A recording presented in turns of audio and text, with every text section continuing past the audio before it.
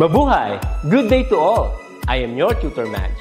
Welcome to Itulay, a free online tutorial, an initiative of the Department of Education, Information and Communications Technology Service, Educational Technology Unit, ICTS EdTech.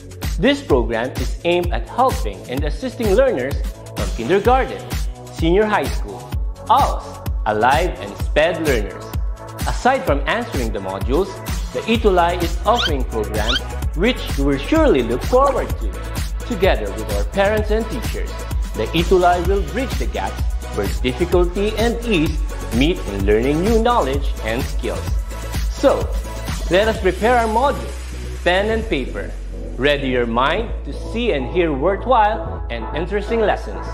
Let us now study and learn, together with our volunteer online tutors. Tara na!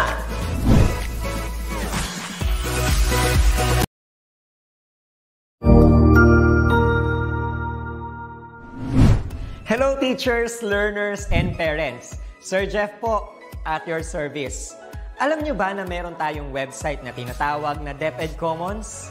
Ang DepEd Commons ay binuo upang gawing accessible ang pagtuturo at pag-aaral dito sa ating bansa gamit lamang ang inyong mga smart devices gaya ng cellphones, tablets, at computers. Dito ay maaari nating ma-access ang iba't ibang learning materials mula sa Department of Education.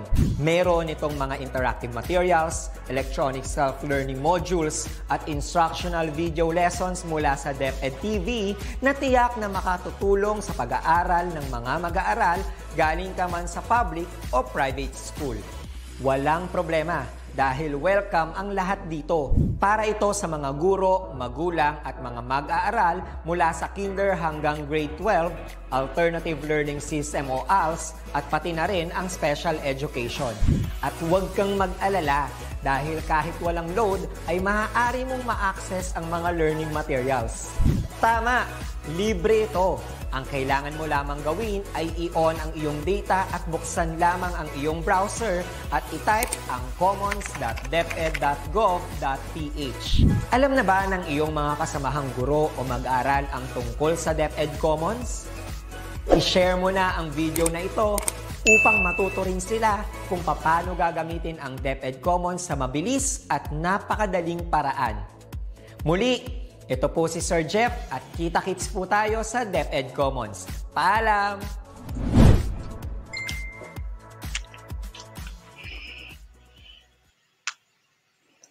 Good day everyone! It's already time for #Upgrade Learning in Technical Drafting. Ako po si Tutor Romel and let me help you explore the amazing world of sketches and design. Upgrade your learning today, design your tomorrow, and build your future after. Welcome po sa Itulay Online Tutorial. What's up mga ka-drafting? Maraming salamat po sa muli pong pagtutok ngayong Quarter 2, Week 7 para sa ating TLE 9 Technical Drafting. At syempre po, meron kaming magandang balita para sa inyo. Ang Itulay po ay meron ng bagong tahanan. Kami po ay mapapanood nyo na sa sarili nitong FB page, ang www.facebook.com/DepEdItulay. Para ito po ay magsisimula ngayong Quarter 3, ngayon pong school year, at sana po ay patuloy nyo po kaming subaybayan. At huwag nyo pong kalimutang i-share yung ating bagong Facebook page ng DepEd Itulay para magkita-kita po ulit tayo sa susunod na quarter. Ngayon pong Quarter 3. Siyempre po, live na live tayo ngayong Quarter 2, Quarter 2, Week 7.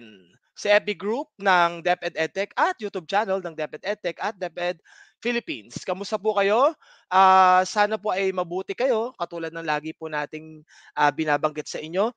Mag-ingat po tayo kung lalabas at kung hindi naman po tayo otorisado na lumabas, mag-stay na lang po muna tayo sa bahay. At kung kailangan po natin na lumabas, mag-ingat po tayo, magsuot po tayo ng face mask at magsuot po din tayo ng face shield kung maaari po at kailangan, at wag po natin kalimutang mag-alcohol maya't maya. Maraming salamat po sa patuloy na nanonood.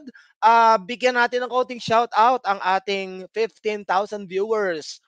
Marami pong salamat, Sir Gilbert Espinosa Bautista, ang ating mga suking viewer po, kay Ma'am Maria Jean Valerie Mendoza Jr., good morning po, ma'am. At kay Ma'am Ruth Manggiat, good morning po, ma'am. At kay John Aldrin Morales, good morning po sa inyong lahat. So, wag niyo po kalimutang ilagay, kung gusto niyo pong medyo i-greet ko kayo, no, sa mamaya.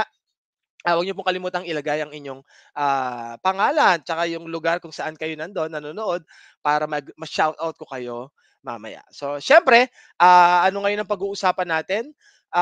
Pag-uusapan natin ang tungkol sa roof framing plan. Pero bago yan, marami pong salamat sa bumubuo at gumawa ng ating ginagamit ng CBLM, ng technical drafting. Maraming salamat po sa inyo pong pagpayag.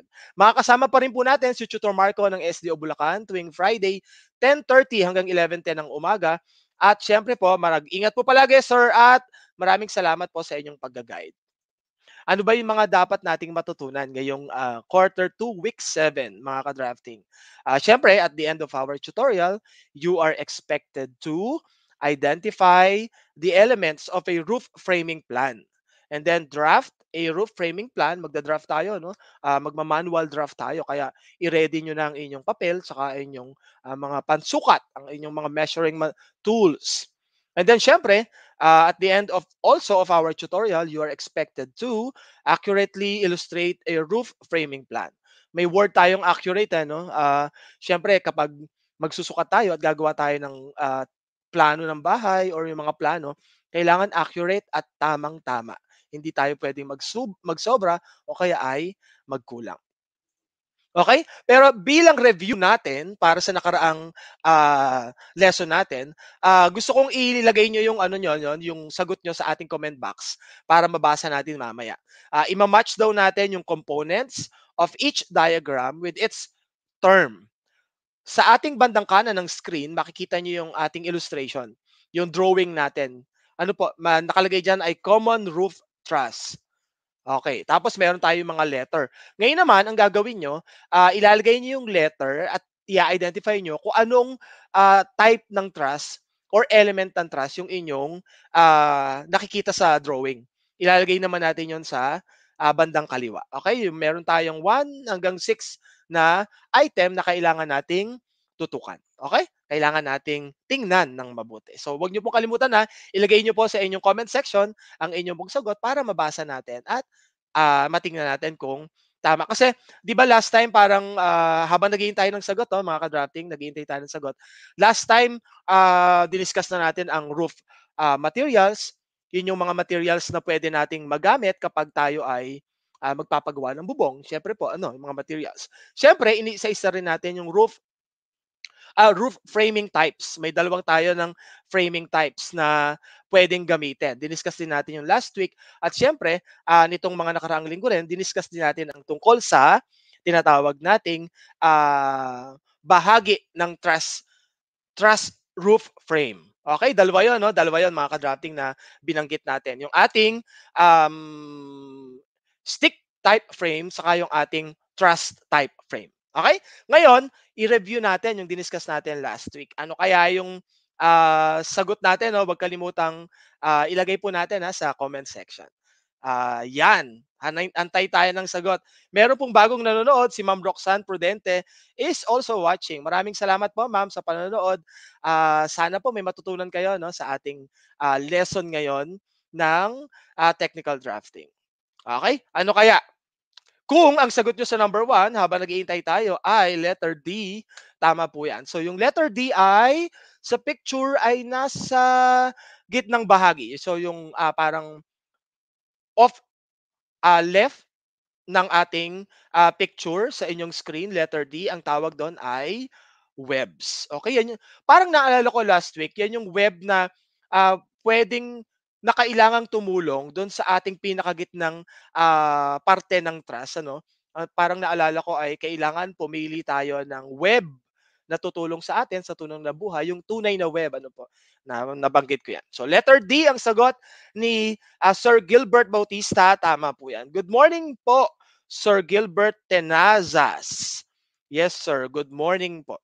Ngayon naman, para sa number 2, kung ang sagot nyo ay letter A, top chord, tama po yan. Yung letter A natin ay yung itinuturo ng arrow doon sa ating screen, yung nasa bandang kanan, kaliwa, no, ng ating picture, yung bandang kaliwa yan. Yan, may letter A. Top chord daw ang tawag doon. Para naman sa number 3, ang number 3 natin ay bottom chord. Ayan, letter E ang sagot.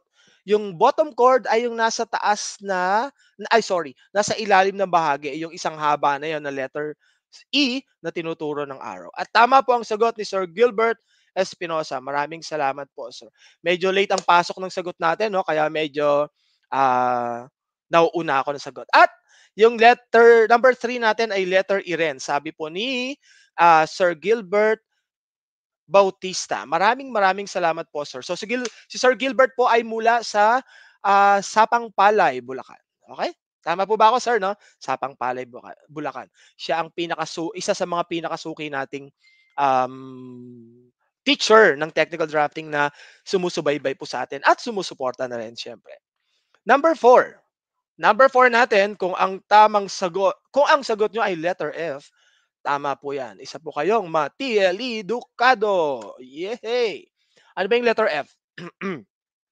Letter F yung naandun sa kanang bahagi ng picture natin, mga ka-drafting. Yung letter F na yan. Yung tail. Yes po. Tama rin po, Sir Bautista. Kung ang sagot nyo naman sa number 5 ay letter C, tama po yan. Ano ba yung letter C natin? Gazette or gangnail. So yung letter C natin ay yung naandun. Yung ginagamit na, syempre, para mas maging safe yung mga chords natin or yung part ng truss. So, inilalagay po natin yun.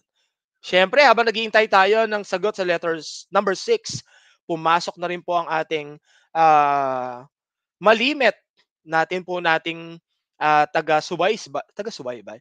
Si Lee Jocas T. Feliciano ng Sapang Palay National High School ng Grade 9 Fernandez. Maraming salamat sa iyo, Lee Jocas, sa inyong pagsubaybay. Number 6. Ano ba yung sagot natin sa number 6? Okay. Kung ang sagot nyo sa number 6 ay letter B, ayun, nasa dulo ng kaliwang bahagi ng screen ng inyong picture. Yun yung letter B natin or yung heel. Okay? So marami pong salamat sa inyo pong pagsagot. Pero meron pa tayo, no? Meron pa tayo. Yan. Activity number 4 natin. Ang direction natin, identify the following types of trusses. Huwag po nating kalimutang ilagay sa comment section ang inyo pong sagot. So, 3 lang naman yan. Number 7, number 8, 9, and 10. Ilalagay nyo lang yung letter natin. Kung A, B, or C, or BAC, or CAB, or CBA. Okay? Huwag nyo pong kalimutang ilagay sa inyong comment sa ating comment section para mabati po natin kayo at ma-check po natin. Pero syempre yung ginagawa natin mga ka-drafting ay review pa lang. Ano po, ito yung pinag-aralan natin last week, no, nung ating week 6. Yes, nanonood din po ang ating TFC subscriber. Si Ma'am Jing Morcia Bonsa. Yes. Ano ba ngayon? Tanghali, no? So sa kanila ay gabi. Maraming salamat sa iyong pagsilip sa akin, Mare. Ang ating TFC subscriber, ang napakabait na TFC subscriber. Ano kaya yung sagot natin? Sa number 7, 8, and 9, mga ka-drafting, lagay natin sa ating comment section. Habang naghihintay tayo ng sagot, syempre, kasi late nga yung pasok ng ng connection natin. So ang sagot sa number 7 ay letter A, at ang sagot naman sa number 8 ay letter B, at ang sagot naman sa number 9 ay letter C. Tama kaya yan? Okay. May nagsasagot, no? May nakikita ako nagsasagot. So, tama po yan. Letter A ay think truss. Ang number 8 ay B, scissors truss. At yung number 9 ay C, gable truss. Okay? A, B, C ang sagot. So, syempre, kahit paano, ay na-refresh tayo, no? Na-review tayo. Tama po, Sir Gilbert, A, B, and C ang tamang sagot. Ngayon naman, punta tayo sa ating lesson para sa quarter 7. Ano ba yung roof framing plan? Kasi nabanggit ko kanina, na-discuss na natin yung roofing materials, yung mga pwedeng gamitin, pwedeng plastic, pwedeng iron sheet, o kaya naman ay parang sa nipa hat or kogon at marami pang iba. na-discuss na rin natin yung dalawang klase ng roof framing type at na-discuss na rin natin na isa-isa natin yung mga bahagi ng trusses at yung bahagi ng tinatawag nating yung stick type na roof frame. Ngayon naman, gagawa tayo ng plano, yung drawing, para syempre mabasa kung magpapagawa tayo ng plano ng bahay at isa doon yung roof framing plan para mabasa ng architect o kaya ng engineer or ng contractor or ng kahit ng mga construction worker ng mga manggagawa natin na marunong magbasa ng plano kung ano yung gagawin nila at tama dun sa gusto natin. Okay? Ang roof framing plan, showing the roof with stripped covering to expose the position of each material or structural member and each header. The roof plan can be used as the basic outline for roof framing plan. So yung pala yung roof framing plan, ito yung parang tinanggal yung ating roofing materials, tapos makikita doon yung iba't ibang bahagi ng structural member natin. Ano-ano ba yung mga structural member? Medyo pag-aralan natin yan maya-maya along the way habang nagre-review tayo. So makikita natin sa screen mga ka-drafting yung ating elements shown in roof framing plan. Yan yung mga elements natin at mga kailangang makita kung gagawa tayo ng roof framing plan. May dalawang klase ng roof frame, isang rafter type or yung stick frame, yung nabanggit natin kanina, at yung pangalawa naman ay yung truss type or yung truss frame roofs. Ulitin natin, kapag rafter type, ito yung mapapansin natin na magkakaiba yung trusses niya or yung pamakuan depende sa klase ng gusto ng ating may-ari ng bahay o magpapagawa ng building. Tapos, yung ating namang truss type ay ito yung gumagamit ng triangle na prefabricated trusses na triangle na pinagdidikit-dikit, syempre, para mas okay or mas maganda at syempre depende sa may gusto ng magpapagawa ng bahay or ng building. Okay? Ngayon, bilang review natin, ano nga yung dalawang bahagi ng natin or dalawang klase ng roof framing? Sulat nga po natin, ilagay natin sa ating comment section yung dalawang klase ng ating roof framing. Yan. So yung isa natin na klase ng roof frame ay yung tinatawag na rafter type, no? Nabanggit ko na kanina, no? And then yung pangalawa naman ay yung ating truss type. Ayan. So tandaan po natin rafter type at truss type. Ngayon, tingnan natin yung bubong natin. Ano bang klase ng roof frame yung ginamit ni tatay or ni nanay sa pagpapagawa ng bahay namin? Rafter type ba o truss type? Okay? Yes, Ma'am Maria Jean Valerie Mendoza, rafter and truss. Nakikinig si Ma'am. Feeling ko si Ma'am lilipat na talaga ng major yan. Ngayon, sa roof framing plan, sa elements shown in roof framing plan, ano mga dapat nating makita? Kapag rafter type daw ang roof framing plan natin, mapapansin natin sa screen, mga ka-drafting, may dalawang picture tayo. Yung nasa kaliwang bahagi ng picture, ito yung perspective view ng acting roof frame na rafter type. Yung nasa kanang bahagi naman ng screen natin, mga ka-drafting, ay ito yung top view ng ating roof framing plan. Para mas madali nating maintindihan at makita nasan ba yung mga bahagi ng rafter type framing plan na yan. Meron tayong iba't ibang kulay. Papansin natin yung kulay red, meron ding kulay red sa kanang bahagi ng picture natin or sa picture na nasa kanang bahagi ng screen. Yun yung tinatawag nating hip rafter. Ano po kung naaalala nyo? Hip rafter ang tawag doon. Yun namang kulay dilaw na nasa kaliwang bahagi or kaliwang picture ay naandun din sa kanang picture natin. Sa picture sa kanan yung kulay dilaw. So yun yung tinatawag na ridge. Ano po? Yung ridge natin. Yung ridge. At yung kulay green naman, kung mapapansin natin, mga ka-drafting, yung nasa kaliwang picture natin ay naandun sa pagitan ng dalawang red. or ng hip rafter sa kanaan doon nakadikit doon sa kulay yellow.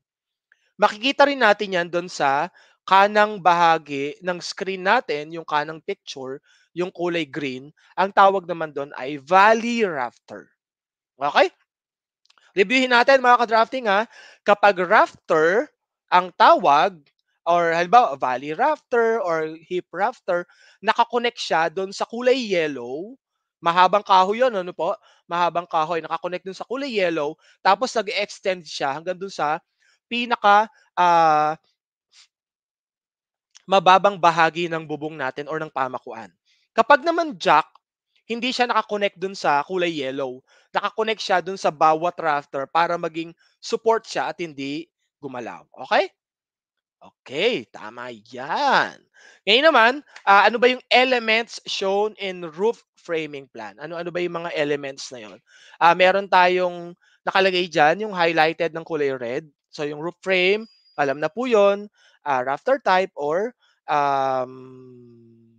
truss type. So yung letter B natin, yung highlighted ng red, yan yung tinatawag naman na purlins. Ano ba yung purlins? Purlins is a metal or pwedeng wood na rin, ano?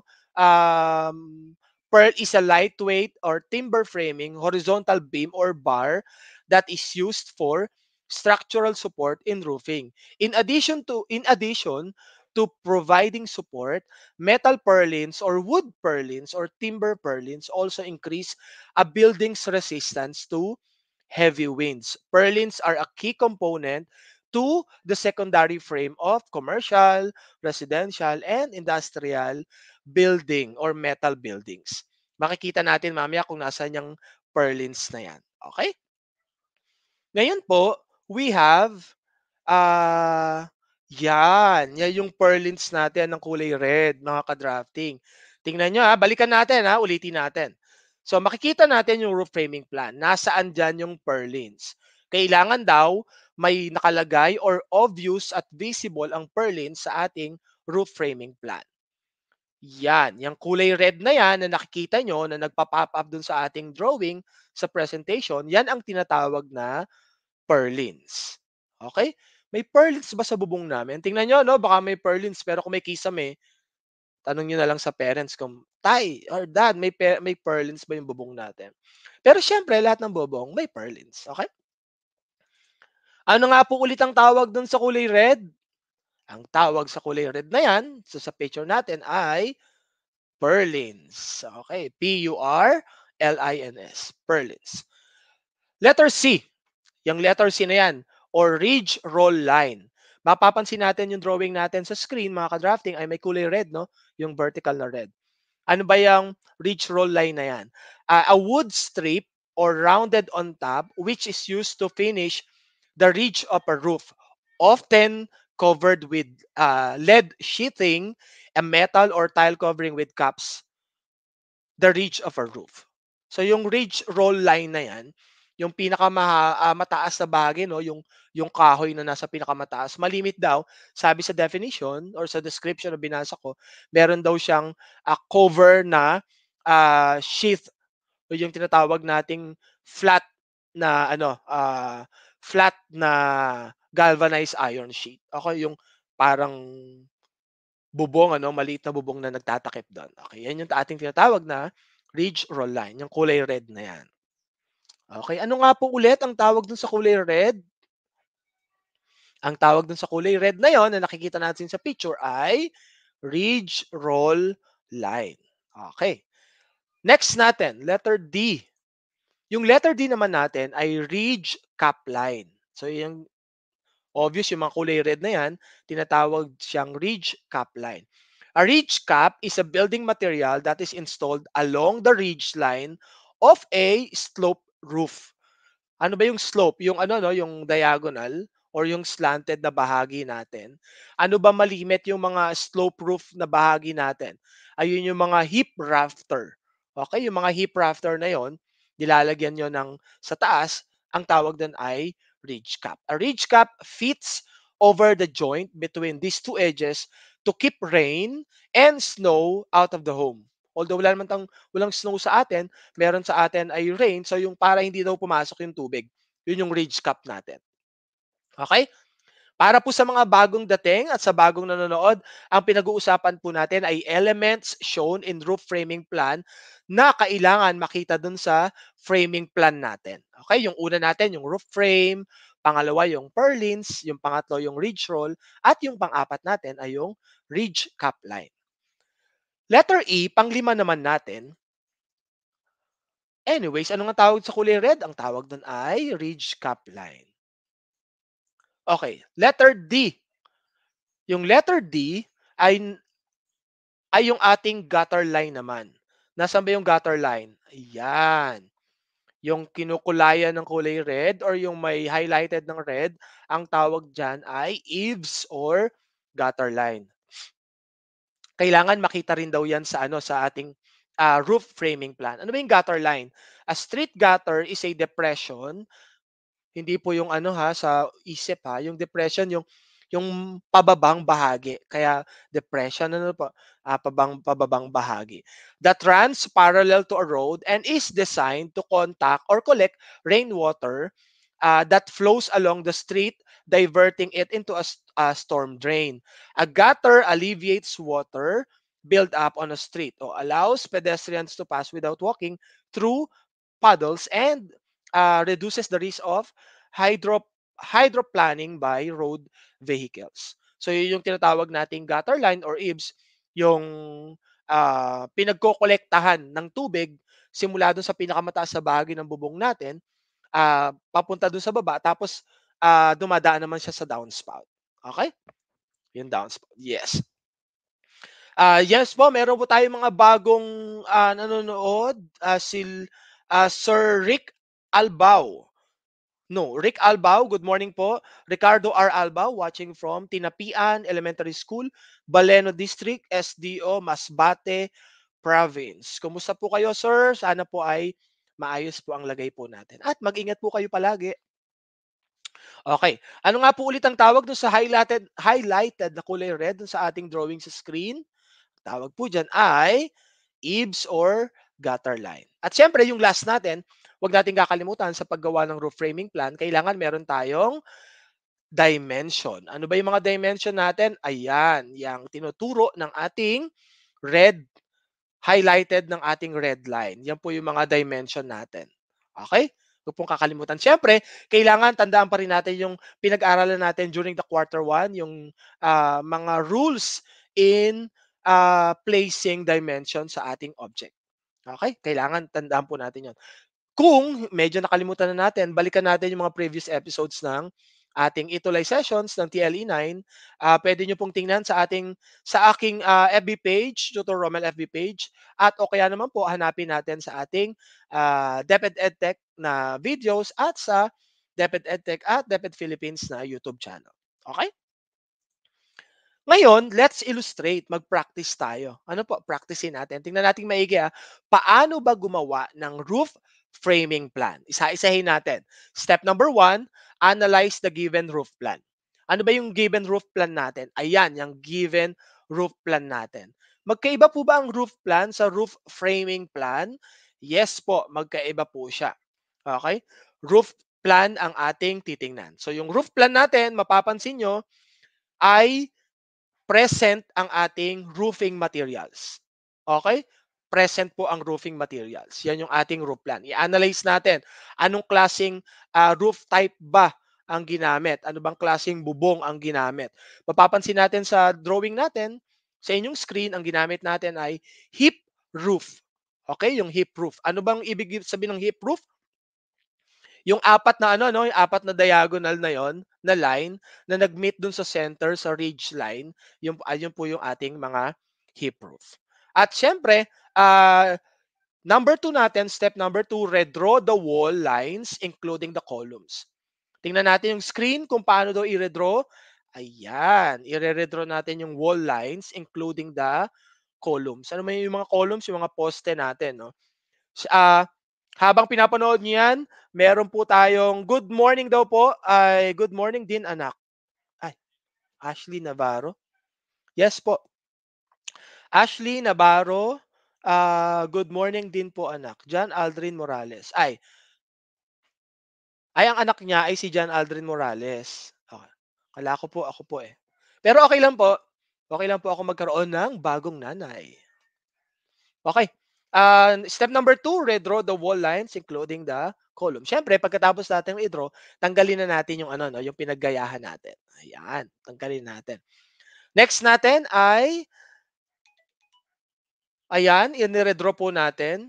Tapos mapansin natin ay nilagay natin yung mga poste. Ayun, yung mga block na yon, na maliliit na rectangle or square, yun yung ating mga poste. Okay?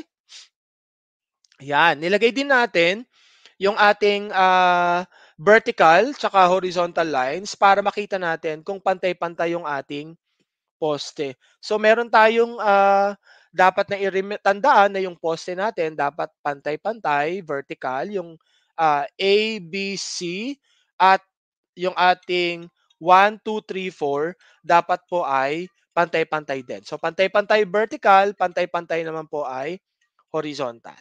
Okay? Ayan, kita natin sa screen ha, tandaan po nating maigi. Ngayon naman, step number 3, roof frame. Ano ba yung roof frame natin? Kailangan ilagay natin kung ang gagamitin nating roof frame ay roof type, truss type o kaya ay rafter type. Okay? Alamin natin kung ano ba yon, kung rafter type ba o truss type. Ngayon, pagkatapos niyan, roof frame, yan, ilagay natin. Yan, nakikita natin sa picture, no, nagbabago. So nakalagay na dun yung roof type natin, yung hip roof nga na tinatawag natin. Ayan, yung kulay blue sa picture, pansinin niyo. Pagkatapos niyan, syempre ilalagay natin yung purlins. Yung number 4 kasi, yung ridge roll, yung kulay blue, no, vertical. Tapos yung ating roll line, yung kung may vertical tayo, meron pang line sa tabi, sa magkabilang tabi, in-offset natin, yun yung roll line natin or yung ating cap line. Siyempre, yung nasa gilid naman, yung pinaka malayong bahagi ng ating plano, yun yung ating eaves or gutter line. Okay? At siyempre, yung number 7 natin, yung kulay blue pa rin na dikit-dikit, ang tawag doon ay purlins. So, yung mga purlins natin. Or R328.5 or roof purlins. Roof purlins daw shall be a minimum of or shall have a minimum of 4x2 SPF number 2 laid flats for spans up to 4 feet. Okay? Roof purlins shall be placed not more than 24 inches on center. So simula daw sa center, sisimulan natin siya pababa, kailangan daw ay 24 inches on center, not more than 24 inches ang center ang layo. Okay? Ngayon naman, ayan, mapapansin natin, roof plan should have, balikan natin. Ayan, mga ka-drafting, mapapansin natin, yan yung kumpletong roof framing plan na kailangan natin gawin. At syempre, number 8, yung dimension, lagyan natin dimension. At number 9, label your drawing. Nakita natin sa baba, nakalagay ay sample roof framing plan and then yung scale natin ay scale 1:100. Kung medyo nalimutan nyo yung scaling natin, balikan pa rin natin yung ating mga previous sessions. Ano po? Ano ba yung pagkakaiba ng roof framing plan sa roof plan? Okay, ito yung roof plan. What is the difference between the two? Yung nakikita nyo sa screen, mga ka-drafting, ay roof plan, sample roof plan. Anong meron doon? Meron pong roofing sheets, merong ridge roll, merong ridge cap, at kailangan kita ang eaves line. Okay? Ayan ha, 4. Bali 4 yung possible na pwede nating makita sa isang roof plan. Ulitin natin ha. Ulitin natin kung ano yung mga. Ilagay nga po natin yung mga present doon sa ating roof plan. Ang una natin na dapat na meron sa roof plan ay number 1, kailangan kita ang roof frame. Kailangan kita ang ating ridge roll line, sorry. And then number 3, dapat obvious ang ating, ayan, nakikita pala natin, no? Ulitin natin, mga guys. Yan, ulitin natin. Ayan. Yung roof frame, kita natin yung kulay blue. Tapos, number 2, yung ridge roll line. Number 3, ridge cap line. Number 4, yung eaves or gutter line. At yung number 5, purlins. Yan ang dapat na meron sa ating roof framing plan. Ayan. Okay? Ulitin natin, guys. Parang wala, no? Sa roof plan, dapat kita ang roof sheets, ridge roll, at ridge cap or eaves line. Sa roof framing plan naman, dapat ay kita ang roof frame, kita ang ridge roll line, kita ang ridge cap line, eaves or gutter line, at purlins. Dapat ay meron ding purlins. Okay? Ayan. Dapat kita natin po iyan. Malinaw po yun, ha? Sana na-gets natin, no? Yan. Tingnan natin, lagay natin sa screen kung ano yung pagkakaiba ng dalawa para makita natin yung illustrative difference between between the roof plan and roof framing plan para makita po natin yung difference nilang dalawa. Okay?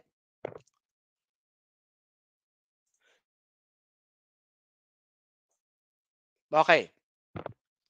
Yan yung po yung illustrative difference, no? Yung nasa kanang bahagi ng picture natin, yun yung ating sample roof plan. Yung nasa kaliwang bahagi ng screen natin, ang ating sample roof framing plan. Kita niyo yung pagkakaiba, no? Yung roof plan, kita yung roofing materials. Yung sample roof framing plan natin, tinanggal natin yung roofing material. Ang nakita natin ay yung mga mismong kahoy na paglalagyan ng ating roofing material. Okay po? Yan. Sana na-gets natin, no? Sana na-gets po natin yan. At syempre po, wag niyo pong kalimutan na kung may tanong kayo, no? O kaya may ginawa kayo at meron kayong assignment na inilalagay sa sinasubmit, wag niyo kalimutang picturean tapos i-post nyo sa ating DepEd EdTech. Ano po? Itag nyo po ako o kaya itag nyo po yung ating EdTech tsaka Itulay para mas makita po natin. At habang nanonood kayo, pwede nyo namang picturean yung sarili nyo or mag-selfie kayo, no? Tapos i-post natin. Okay lang po yun. Wala pong problema yun.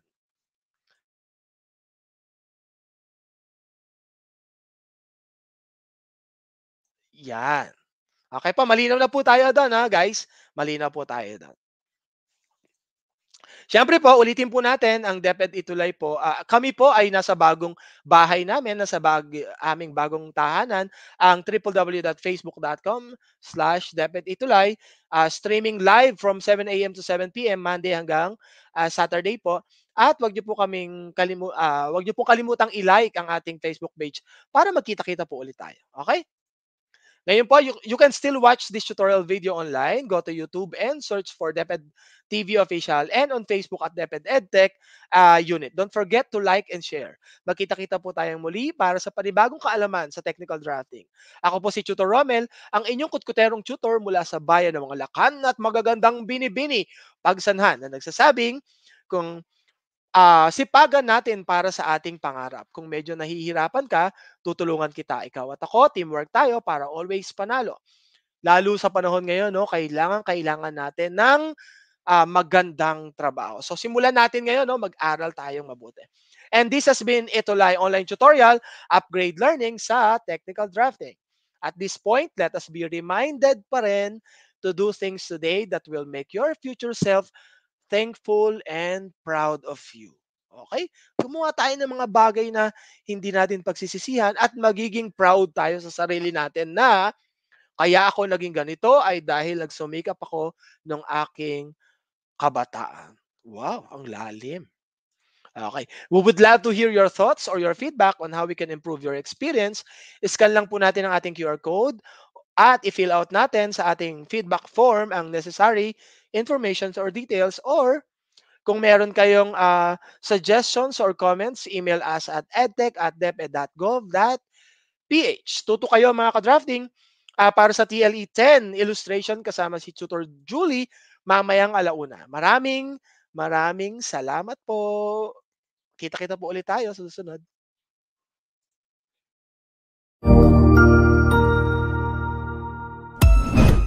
Ang husay naman!